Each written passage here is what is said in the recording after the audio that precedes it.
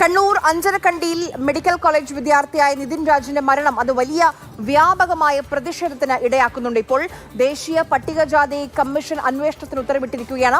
5 ദിവസത്തിനകം റിപ്പോർട്ട് നൽകണമെന്ന് സംസ്ഥാന DGPയോട് ആവശ്യപ്പെടുകയും ചെയ്തിട്ടുണ്ട്. വിഷ്ണുപ്രസാദ് വിവരങ്ങളുമായി നമുക്കൊപ്പം ഡൽഹിയിൽ നിന്ന് ചേരുന്നുണ്ട്.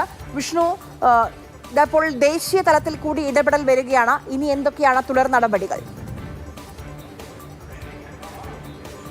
പ്രധാനമായും BJP സംസ്ഥാന സെക്രട്ടറി ശ്യാംരാജ് നൽകിയ ഒരു പരാതിയുടെ അടിസ്ഥാനത്തിലാണ് ഇപ്പോൾ ദേശീയ കമ്മീഷൻ ഇതിൽ ഇടപെട്ടിരിക്കുന്നത്. ഇതിൽ പ്രകാരം പറയുന്നത് പട്ടികജാതി പട്ടികവകുപ്പ് അതിക്രമ നിരോധന നിയമപ്രകാരം ഈ സംഭവത്തിൽ അന്വേഷണം നടത്തി എന്ത് നടപടിയെടുത്തു എന്നത് സംബന്ധിച്ച് ഉൾപ്പെടെ റിപ്പോർട്ട് നൽകാനാണ് ഇപ്പോൾ സംസ്ഥാന പോലീസ് മേധാവിയോട് കമ്മീഷൻ ആവശ്യപ്പെട്ടിരിക്കുന്നത്. 5 ദിവസത്തിനകം റിപ്പോർട്ട് നൽകണമെന്നാണ് ദേശീയ പട്ടികജാതി കമ്മീഷന്റെ നിർദ്ദേശമുള്ളത്.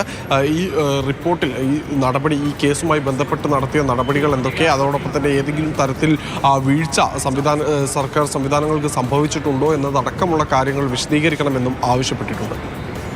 ശരി.